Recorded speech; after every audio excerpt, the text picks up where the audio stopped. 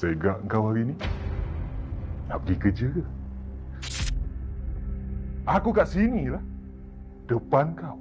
Kau kan dah jadi pegawai kanan dah sekarang ni. Masuk je lambat. Tak. Itu tanggungjawab aku. Hai Syafiq. Pegawai kanan ni banyak faedah dia. Kau boleh guna kuasa kau. Kuasa apa? Tu?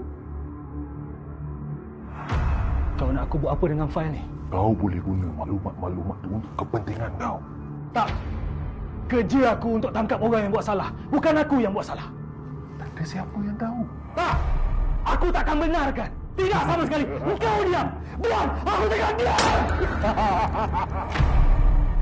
Integriti, refleksi anda. Hargai diri, lindungi maruah.